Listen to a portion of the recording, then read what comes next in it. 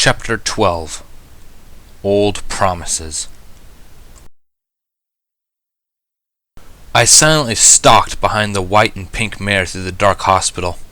It was nighttime, so most of the workers had left for home to get some rest. There were, however, still some guards on patrol in the halls, armed with flashlights.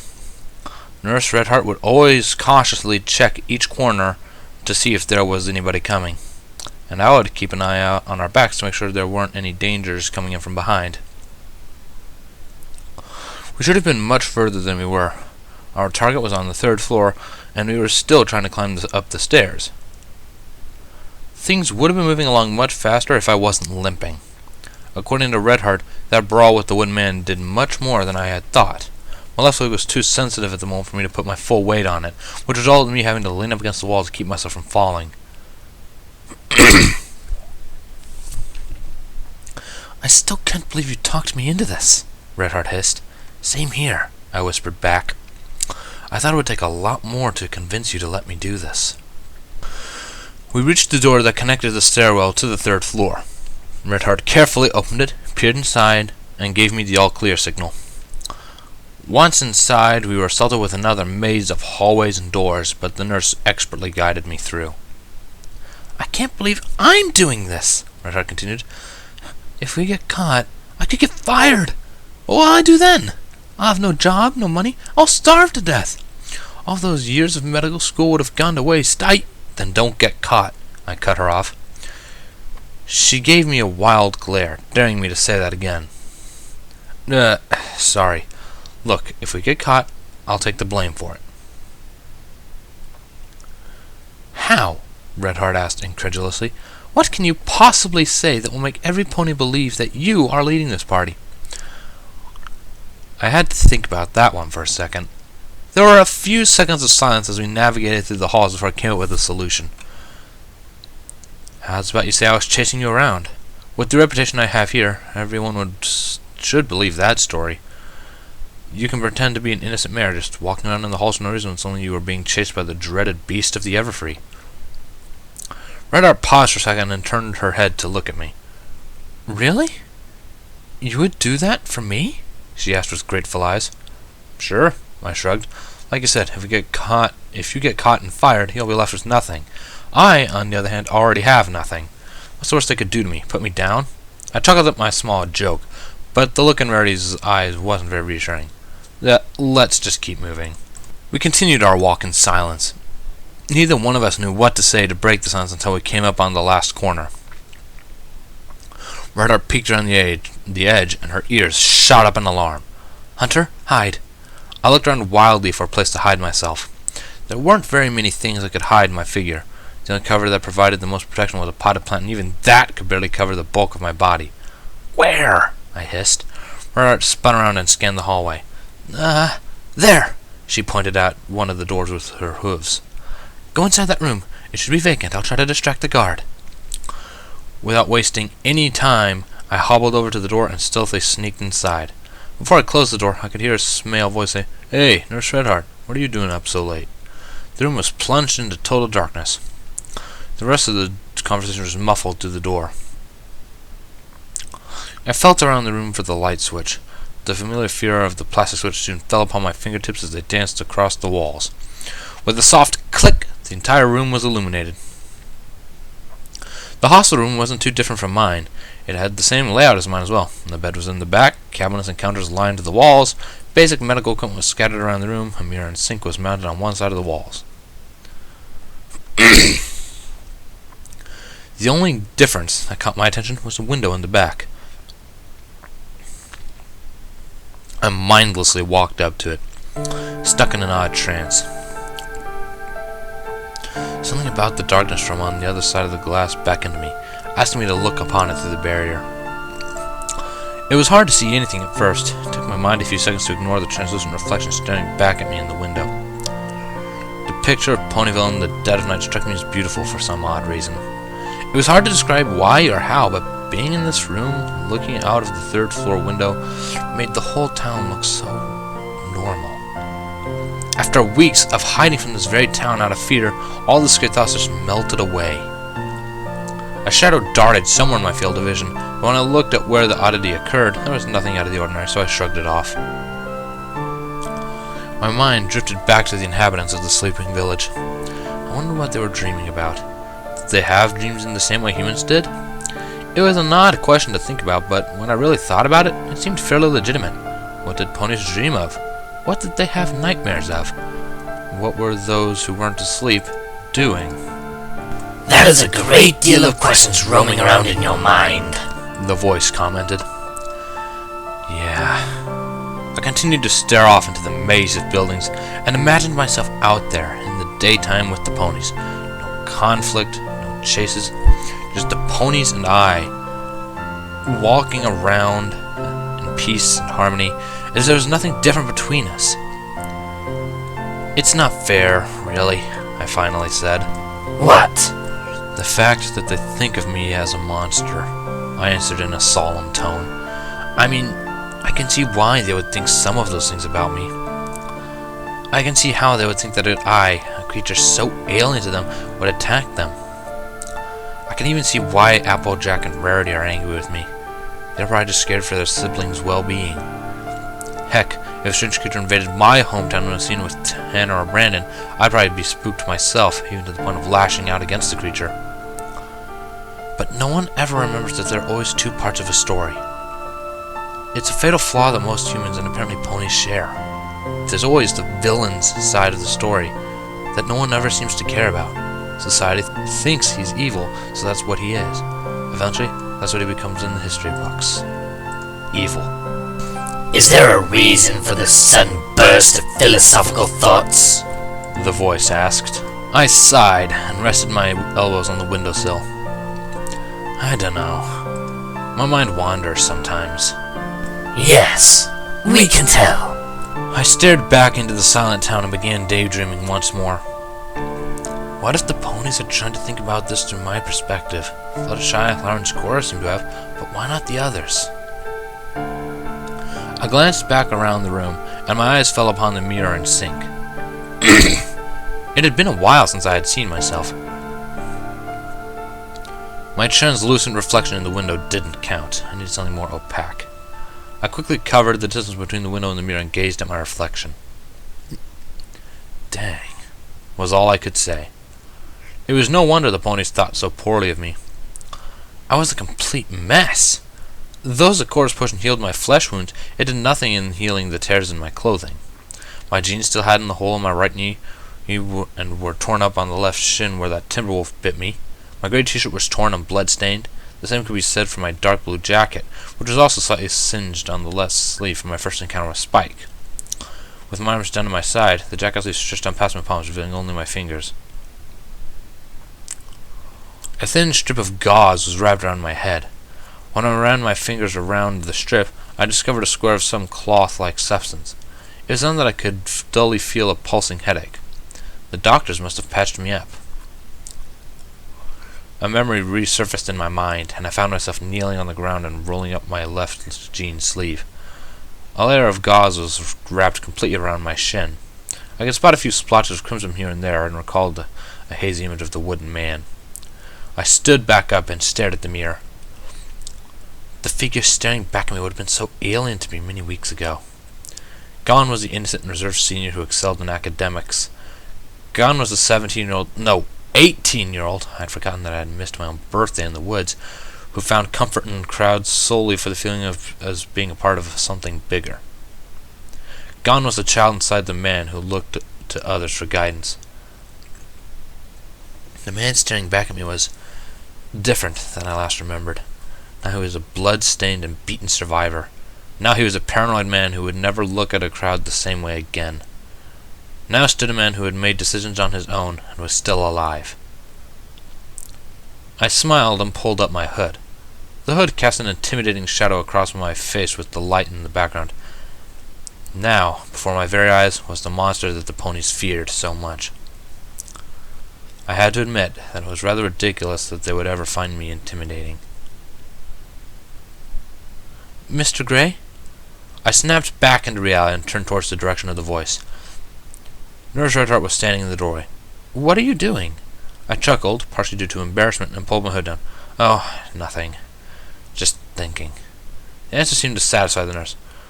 Alright, come on. The room is just around the corner. We should be completely alone now. I nodded in thanks and followed them out of the room, around the corner, and down the hall. We stopped before an ordinary wooden door at the end. Nobody would pay this door a second glance. Nothing was unusual about it. To me, however, that simple wooden door held an odd gravity, one that beckoned and repelled me at the same time. I stared at the door minutes, just trying to gather the nerve to turn the handle. Here, allow me, the nurse said as she opened the door. Inside, the room was dark. It was hard to decipher the shapes and sills where I stood. Take as long as you'd like. I quietly sneaked into the room. There wasn't much of a need to. She was probably still sleeping. Through the dark, I navigated my way to the side of the single bed stationed in the room. Resting on top of said bed was a small filly wrapped up in blankets. Her orange and purple coat and mane reflected some of the moonlight leaking in from the window. I smiled and carefully sat down on the bed next to the filly, wincing as the mattress groaned in protest to the sudden increase of its burden. The little filly didn't even stir. A sigh escaped my system. All of my sadness and depression was surging out. I'm sorry, Scoots, I whispered. I rested my elbows on my knees and propped my face in my hands. This is entirely my fault. If I'd just been more careful. A weak voice, and tired, for that matter, interrupted my self-pity. Hunter?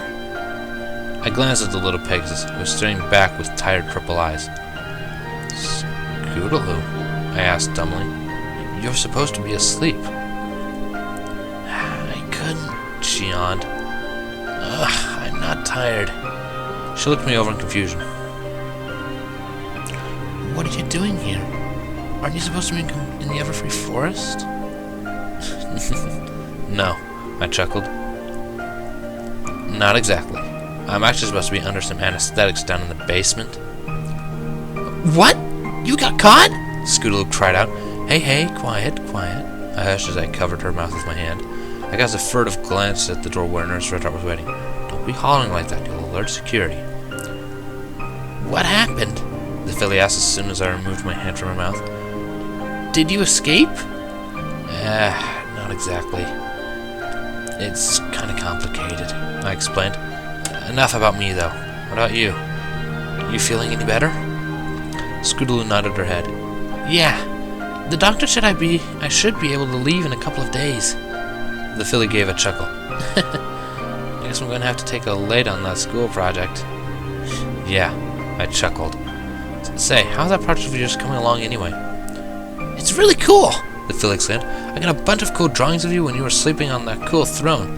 Fluttershy even agreed to help me with the written report, and I have a full page written. Her eyes were lit up in excitement. It made me feel good on the inside, seeing her happy. So, do you think you could show up during my presentation?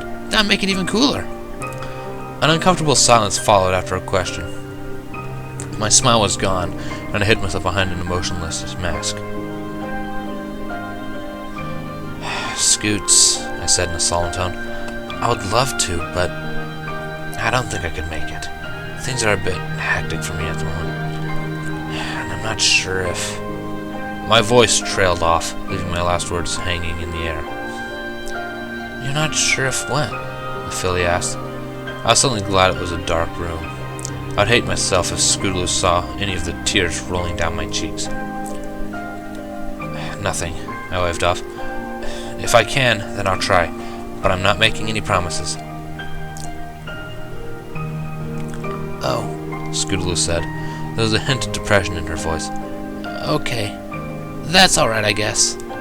I shifted uncomfortably on the bed, making it whine some more. Scootaloo's discontent was probably radiating off of her body. Hey, cheer up, I said with a weak smile. I couldn't tell if she could see it, though. I would love to see your presentation. Don't you dare think otherwise. I'm just not sure if I could make it, is all. Scootaloo didn't seem to believe me. The little filly hunkered down in her covers and turned her back towards me. I sighed. Hey, Scoots? I asked. What? She mumbled. Do you think you could probably give me a copy of your report? That seemed to get her attention. She turned around and stared up at me with confused purple eyes. Why would you want a copy of my report? Well, like I said, I'm probably gonna miss the real deal. So maybe reading will make a decent alternative, I said. Maybe, if you're up to it, you can meet me in the forest or something someday and read your report in person. Really? She asked with a hopeful smile. I leaned on the bed in a more comfortable position. Sure. And after that, we can run around with you trying to catch me with a disproportionate butterfly net or push me into that pit you dug up. The little filly giggled. Sounds like a plan? Yeah, that sounds like fun! Scootaloo exclaimed. I smiled at how quickly her disappointment was fixed. Alright, try to get some sleep, I whispered. I'd had to be the cause of insomnia, and I'm pretty sure the doctors would like to see you well rested for tomorrow. But I'm not tired, she protested. The only that escaped from her mouth, however, proved me wrong. Not tired, huh? I asked with a knowing smile. Well, we're just going to have to fix that. Before Scootaloo could respond, I started humming a soft tune. Scootaloo's eyes struggled to stay open, but they seemed to be fighting a losing battle. It was an old song that my mother used to sing to me to help me sleep. It was beautiful the way she used to sing it, and though I couldn't recall any of the lyrics and had to resort to humming it, it seemed to do the trick. Scootaloo was lost in a peaceful slumber. I smiled and rubbed her back. Sweet dreams, Scoots.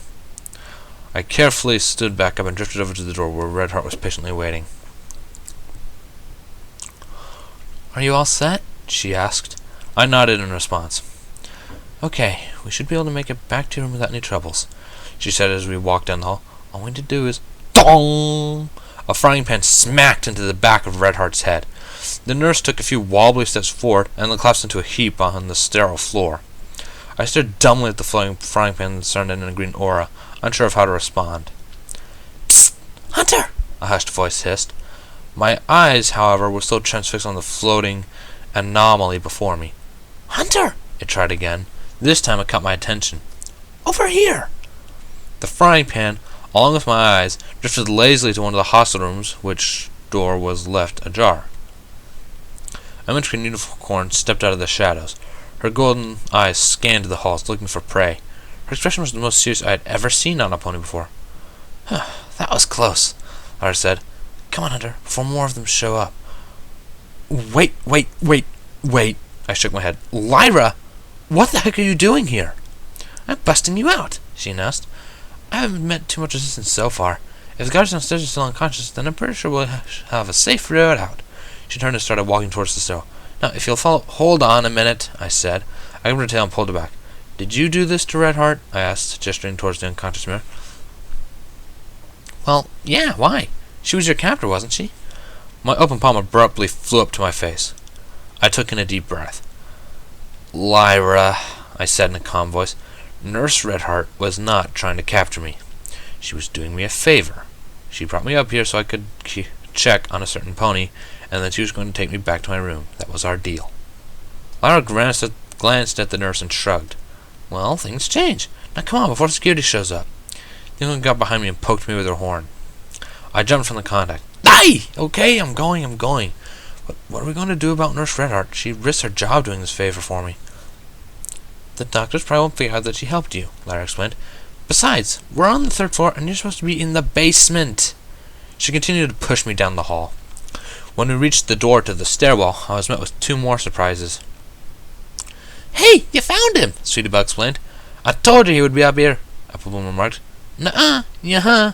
Girls, Lyra hissed, what did we say about stealth? Sorry, Lyra, they simultaneously apologized. Wait a minute, aren't you 2 supposed to be asleep? I asked. We told our sisters we were going to stay up late trying to get our cutie marks, Sweetie Belle explained. Ellen pitched in.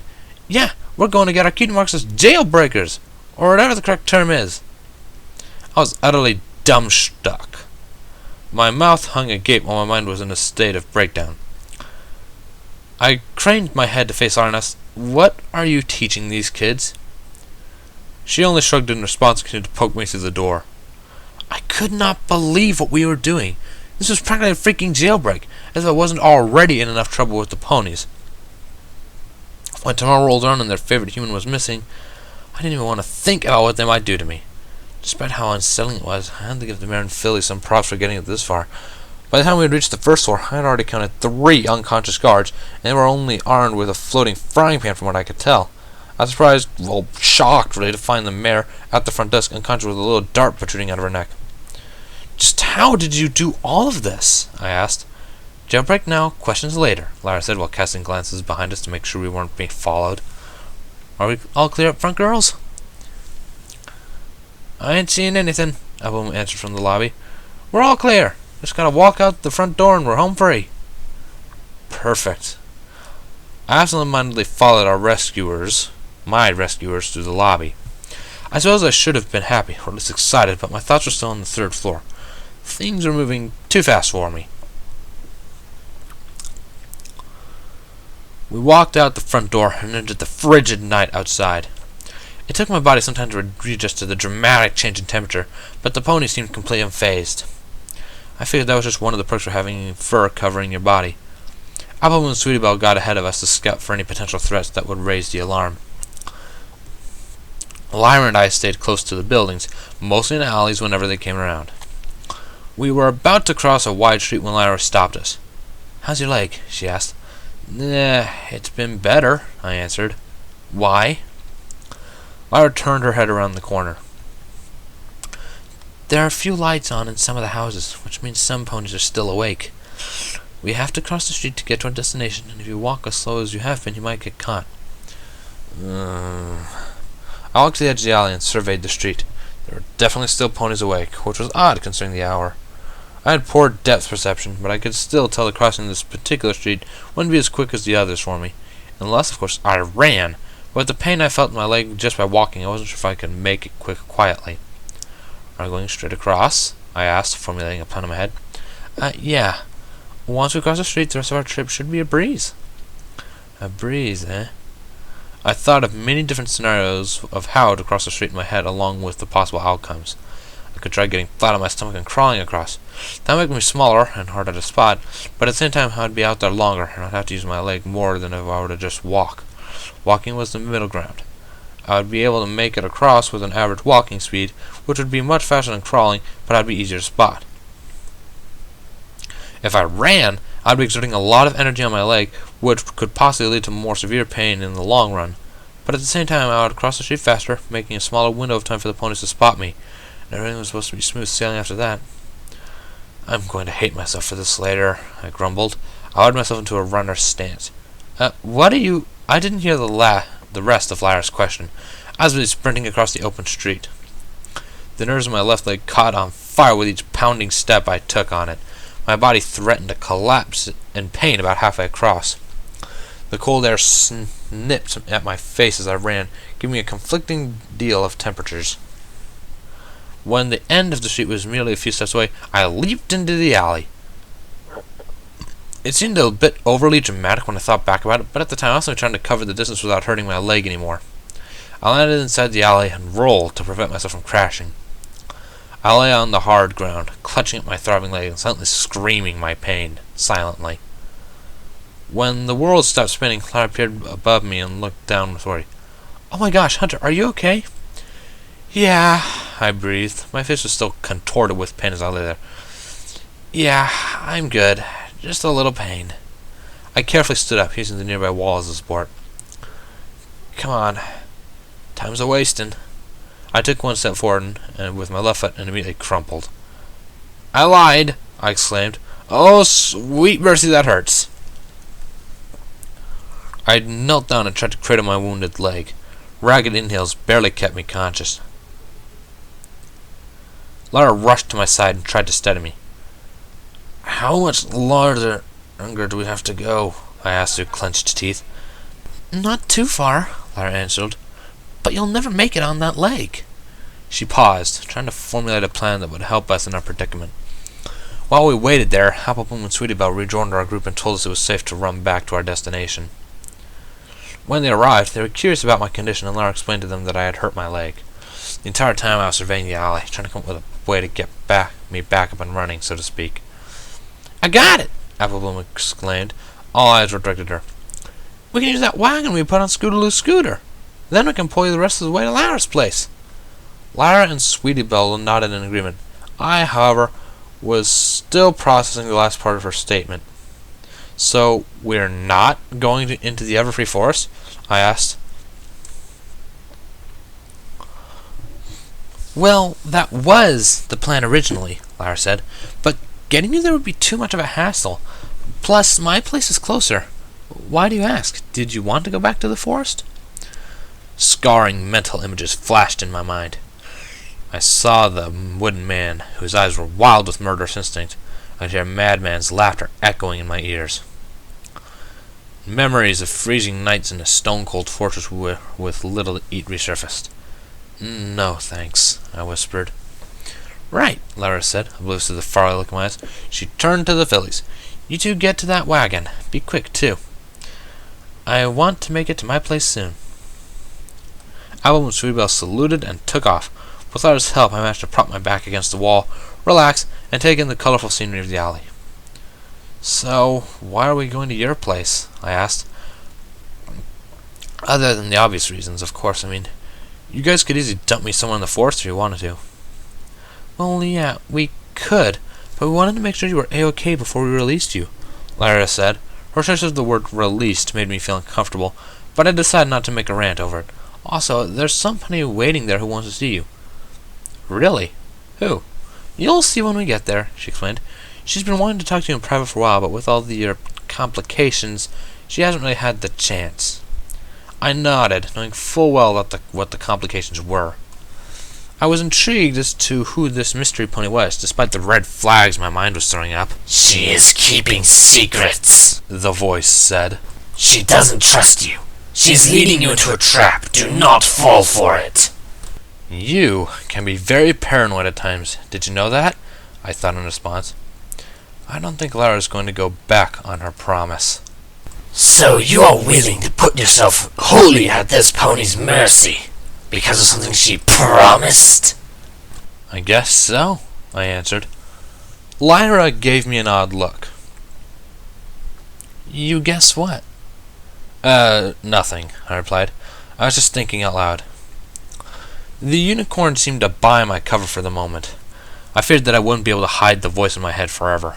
Someday, somebody would learn of it, or I would have to tell them on my own accord. I dreaded the thought of how anybody, especially Lyra, would react to something like that. It wasn't normal for me to be hearing a second voice inside of my head, even though it was still my own voice that I heard, roughly.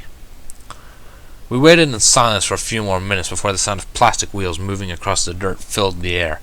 The two fillies returned with the little red wagon, and with the combined help of Lyra and the two fillies, I was moved into it. The wagon was incredibly small, much smaller than I had expected. I sat with my back to the handle, my legs dangling off to the side, and even still I barely had enough sitting room. Is every pony set? Lyra asked. The fillies nodded in response. All right, let's get going. I waited for someone to grab the handle and start pulling me, but none of the ponies ever came.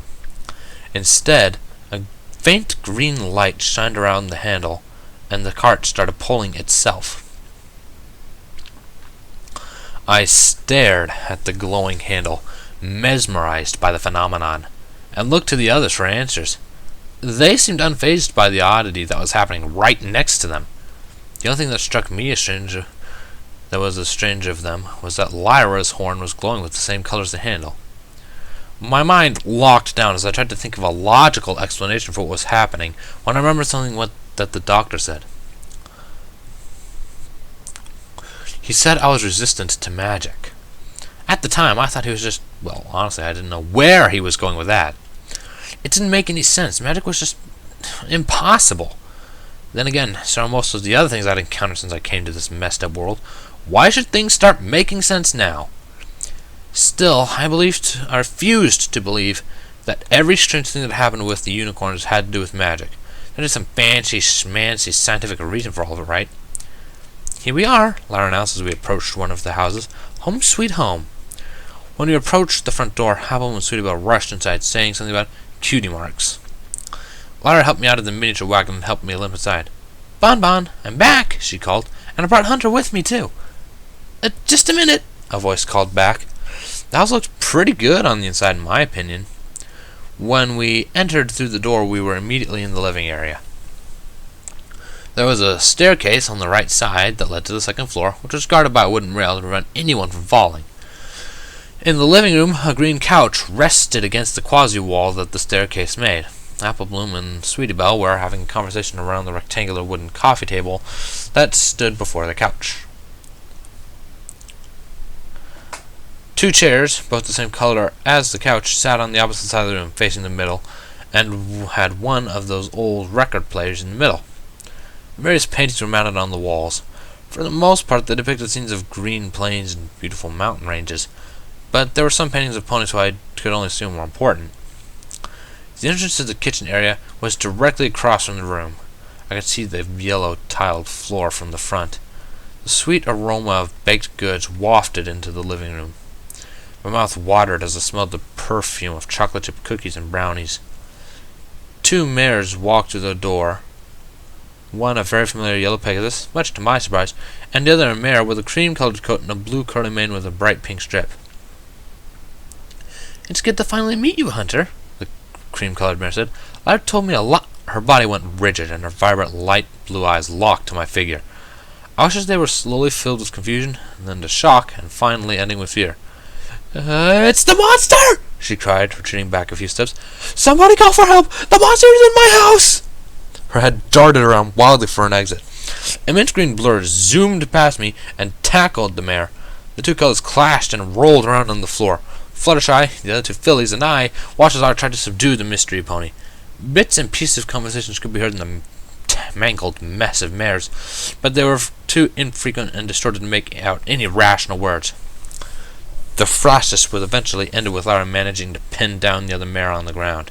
They were both breathing heavily from the little skirmish. "Bon Bon," Lyra panted, "I'd like you to meet my friend, Hunter." The cream-colored mare, apparently Bon Bon, craned her neck to see me. I dumbly waved my hand and put on a half smile. "Lyra, could you please explain to me what's going on?" Bon Bon asked. "Well, I might have just busted Hunter out of the hospital and now he's hurt and needs a place to stay," Lyra explained. "So, no." "What?" "No," Bon Bon repeated. "The monster is not staying with us, Lyra." "Why not?" Lyra demanded. "You're perfectly fine with it when I asked you this morning." "Yes, but you left out the fact that Hunter was the monster," Bon Bon retaliated. "Besides, when you told me about him, I thought he was a nice stallion that you met in the park. I thought he was just going to stay for dinner, not the night and then some. And could you please get off of me?" Lyra compiled and helped the mare up. "Look, he's hurt," the unicorn explained. "I'm not asking for him to stay forever. Just until he's better." Bon Bon's eyebrows rose. "And then it goes back into the forest?" she asked. Lyra cast me a desperate look. I held my hands up, showing that I would take no part in this conversation. Sure, she answered. "When he gets better." Bon Bon gave me a distrustful look, as if she expected me to spontaneously wreak havoc in the living room. "Lyra," she said, not taking her eyes off me, "let's continue this conversation in the kitchen. We have a lot to discuss." Lyra had a hopeful look in her eyes. A wide smile threatened to split her face in half. "Really? Does that mean—" "Maybe," Bon Bon sighed. "If he is going to stay here, he is going to be your responsibility. I want to be sure you know how to take care of him. I do not want another Mr. Scruffles incident." I shuddered a course through her spine as if remembering something vulgar. After she recomposed herself, the mare pushed Lyra into the kitchen. "Don't worry, Hunter," Lyra called as she was forced close to the kitchen. "We'll come up with something for the minute. Make yourself at home." She disappeared behind the doorway, leaving me alone with Fluttershy and the 2 fillies.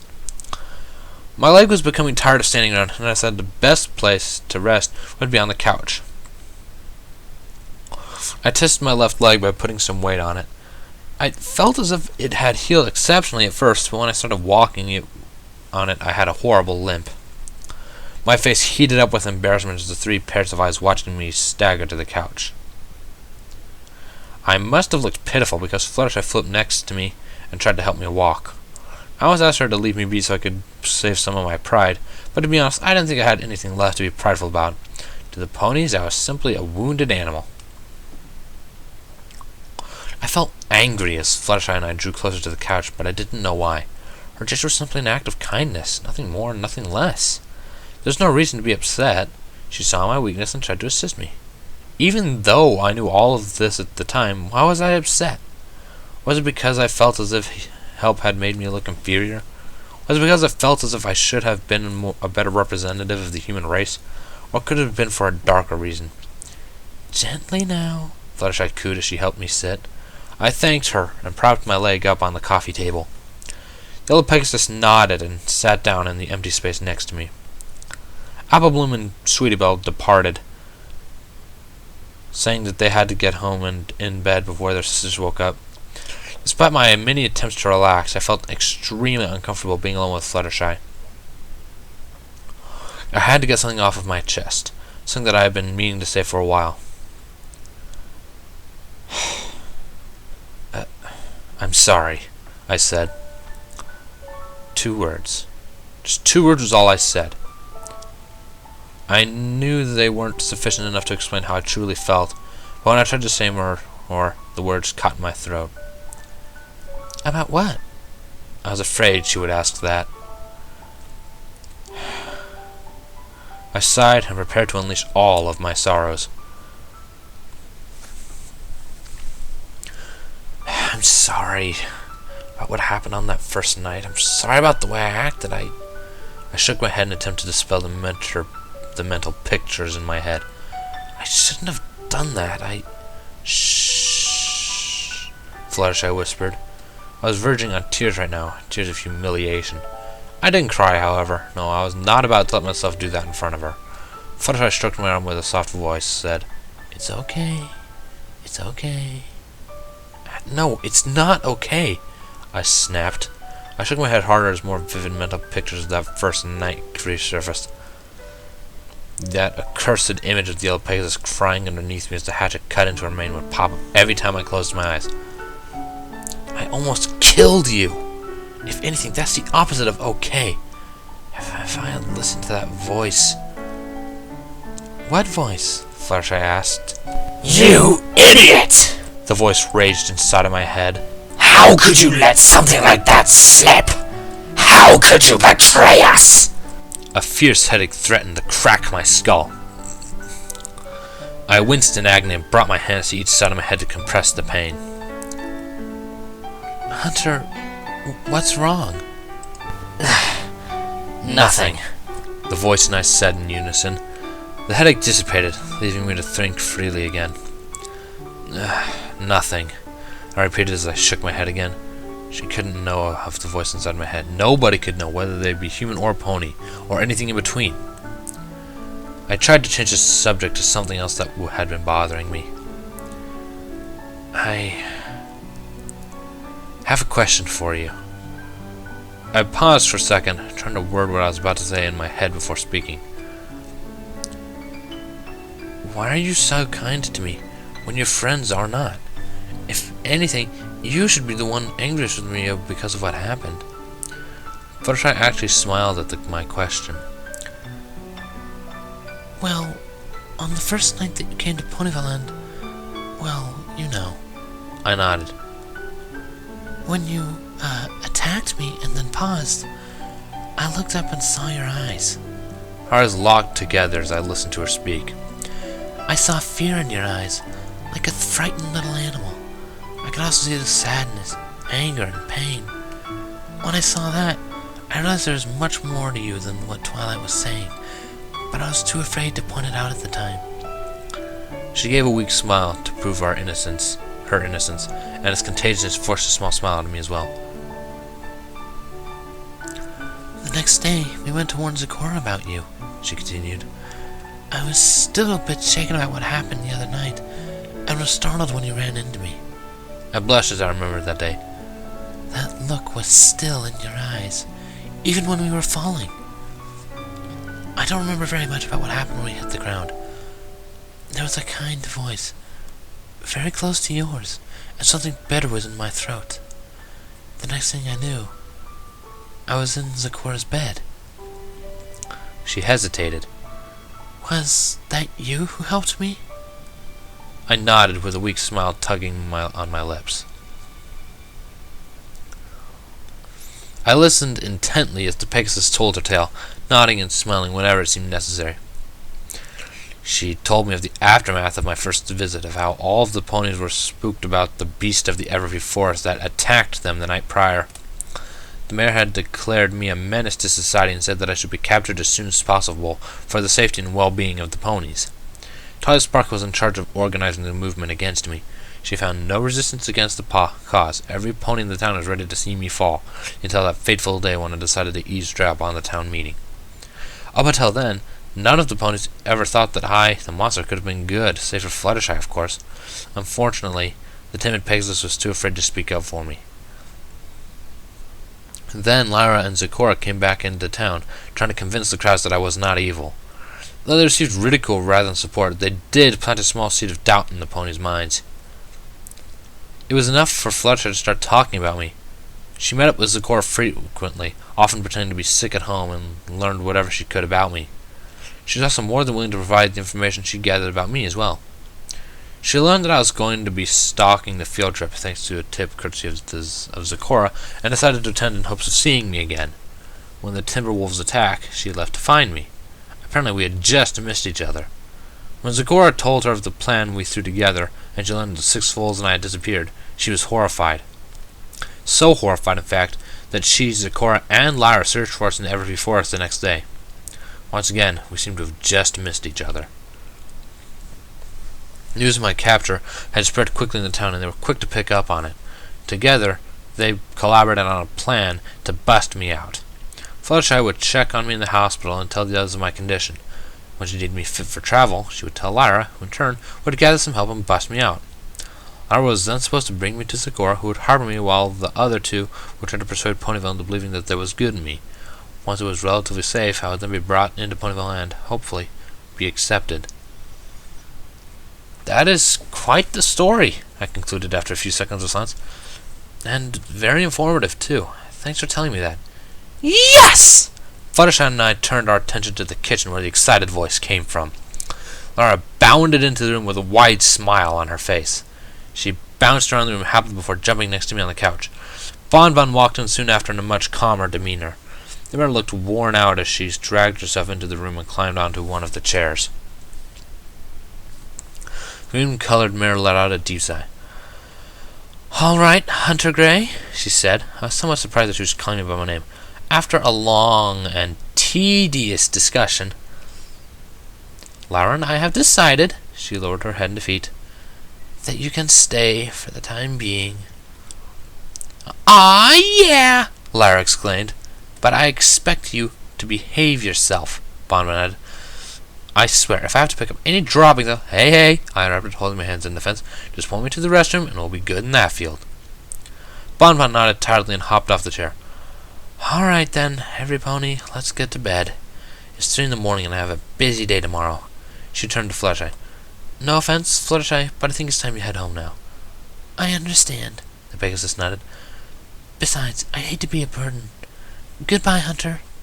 I returned her wave and watched as she disappeared through the door.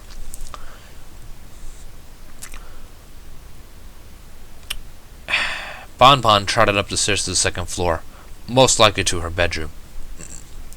I hopped off the couch and tugged on my jacket. "Come on, Hunter. You can sleep in my room for the night." I waved the unicorn off. "Nah, you don't have to do that," I exclaimed. I can sleep on the couch." "No way, Jose." She shook her head. "You're my guest, and you are not sleeping on the couch. Now come on." She grabbed the edge of my jacket with her mouth and pulled. I tried to tell her that I was fine with sleeping alone, but she refused to listen. "What if some pony walks through the door tomorrow?" she asked. "He'll get caught and I'll have to break you out of that stupid hospital again." It was hard to argue with that logic, and she didn't seem to be giving up on my jacket, so, with a sigh, I stood up and limped over to the stairs. My leg could now support a bit more of my weight, but I still had to use the rail to climb the stairs. Lyra offered to help plenty of times, and I politely refused each offer. When we reached the door to Lyra's room, the unicorn swung it open and walked inside. The room was fairly simple. It had 4 tin walls that matched the rest of the house. A large bed with an ornate wooden headboard and bedpost jutted out of the middle of the back wall. A dark green oval rug lay on the floor before it, and 2 nightstands on either side of the bed, one of which had a lamp that illuminated the room. There was a desk off to the left with a quill, inkwell, and a blue book resting on top of it. When Lyra caught sight of it, she blushed and hid it in one of the desk drawers. There was clutter lying around everywhere. Wads of crumpled paper were haphazardly tossed next to the trash can in the corner. A Lyra music stand and chair in another corner had musical paper littered around it. Posters were scattered around the walls and floor, each saying "Humans are friends," with a crudely drawn picture of me. Sorry about the mess. Lyra apologized as she cleared a path to her bed. I didn't think I was going to have company today. I nodded and wandered over to the rug. I shrugged off my jacket and folded it into a makeshift pillow. Satisfied with my work, I lay down on the rug and propped my head up with it. My eyes stared up at the ceiling until Lyra had popped over the foot of the bed. "What are you doing?" she asked with an eyebrow raised. "Getting into the sleep," I yawned. "You?" "On the floor?" she asked. Lyra smiled and shook her head. "You're too modest for your own good, Hunter. Either that or humans have strange customs. I didn't bring you into my room so you could sleep on the floor." She patted the mattress. No thanks," I said. "I don't really feel comfortable with that idea." I rolled over to my side and closed my eyes, hoping that Lyra would leave me be. "Hunter," she said in a warning tone, "don't make me make you get into this bed. I'll do that if I have to." When I pretended to snore, she continued, "I think I remember Fluttershy saying something about you being ticklish. Maybe I should test that out," she threatened. My eyes snapped open. "Coming, Lyra." I stood up and limped over to the side of the bed that Lyra wasn't occupying, then sat down and took off my shoes and socks. Lyra peered over my shoulder to observe the ritual. She giggled when she saw my toes and said something about little fingers before returning to her side. I lay back on the bed. It was comfortable, really comfortable. It was easily beat the hard mattress at the hospital.